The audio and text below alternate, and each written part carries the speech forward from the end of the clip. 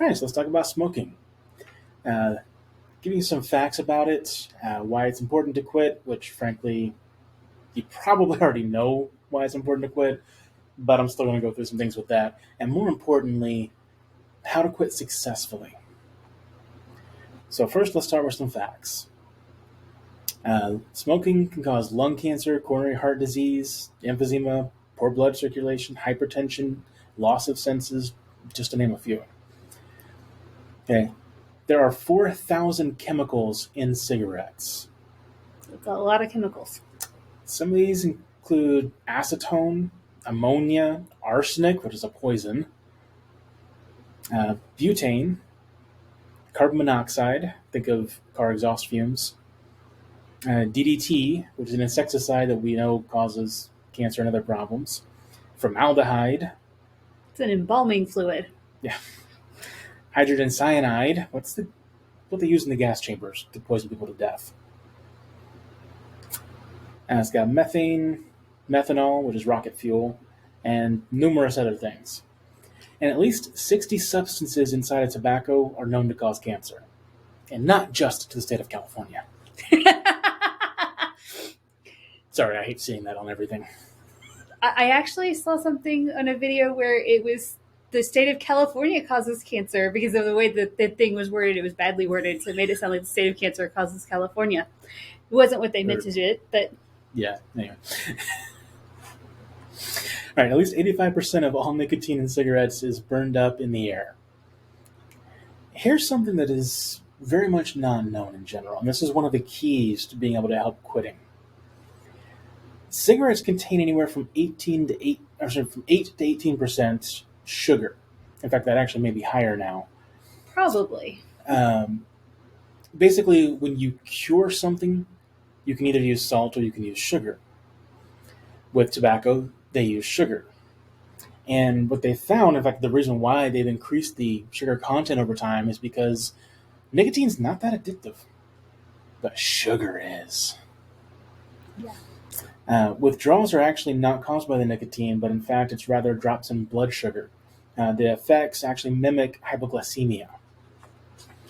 So one of the key things for dealing with those cravings is to have some kind of sugar. Now, this is also where most of the weight gain happens, the excessive weight gain, I should say, in regard to when somebody quits smoking. They have a sugar craving, so they go for the candy bars and cake and, all the stuff that did this to me. So you're suggesting they should have like fruit and carrots and things like that? Fruit is pretty much the main thing. Or even just something sweet that's not sugar at all. There are a few things that people on keto use, and for some reason they're just not coming to mind right now. But look up Stevia? Yeah, stevia is one, and monk fruit is the other. They can help a lot with that as well, with getting something sweet that's actually still healthy. We have research this time, in case you couldn't tell. In case you couldn't tell, I have a menu. But I also want to talk a bit about what happens after you stop. Okay, after that last cigarette is put out, after 20 minutes, your blood pressure drops to normal, your pulse rate drops to normal, your body temperature of your hands and feet increases to normal. After 8 hours, your carbon monoxide level in your blood drops to normal, and your oxygen level in blood increases to normal. Those sound really good. I mean, I like having oxygen in my blood. And not having carbon monoxide, yeah. Indeed. After 24 hours, the chance of heart attack decreases. After 48 hours, the nerve endings actually start regrowing, and your ability to smell and taste is enhanced. After 2 to 3 months, circulation improves, walking becomes easier, largely because lung function increases by up to 30%. After 1 to 9 months, coughing, sinus congestion, fatigue, shortness of breath all decrease. The body's overall energy increases.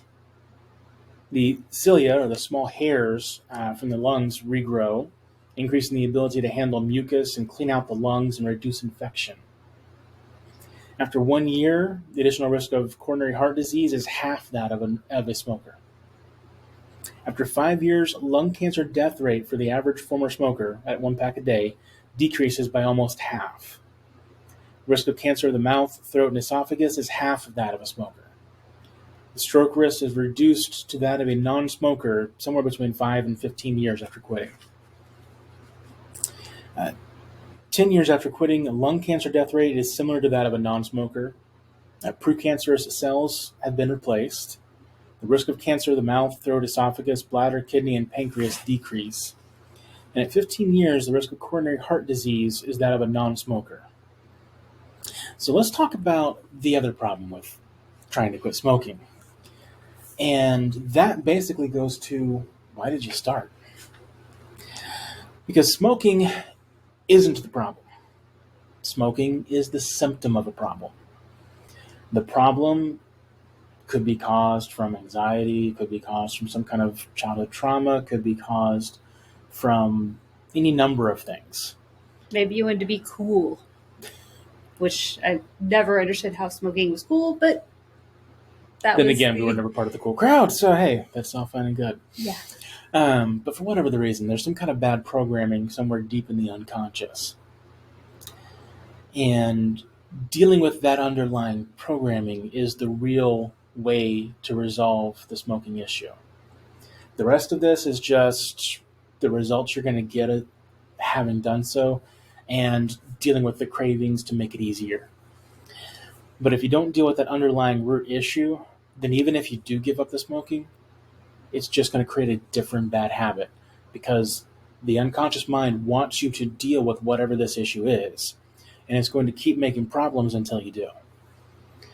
This is why, and a big part of why, even something like a pre-recorded stop smoking hypnosis session, it may or may not work. They're usually about 35 to 40% effective. And even then, they just change the behavior. They don't address that underlying problem.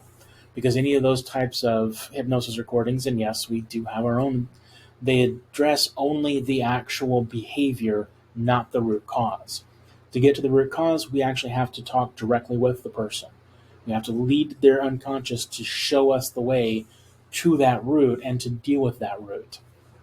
Just like with any other kind of issue, whether it's anxiety, depression, trauma, hoarding, literally everything that we work with, we have to get down to that root cause because that's where the programming went wrong. And that's what needs to be fixed. So the main thing is schedule a session because everything else you've done didn't work or you wouldn't be watching this video. And given all those benefits and how long some of them take to get here, isn't stopping sooner better than later? Absolutely. Let's think about the money you'll save. A pack a day ain't cheap, especially these days. And those of you that are smoking a lot more than that, really, really need to be getting in here and getting this resolved for your sake and for the sake of your budget. Well, that's all for this video. If you like this video, please hit the like button and subscribe to our channel and leave us a comment or a question below. It really does help to let YouTube know that others should also be watching these videos. Also remember to check out our Facebook group. It's all about relationships of any kind.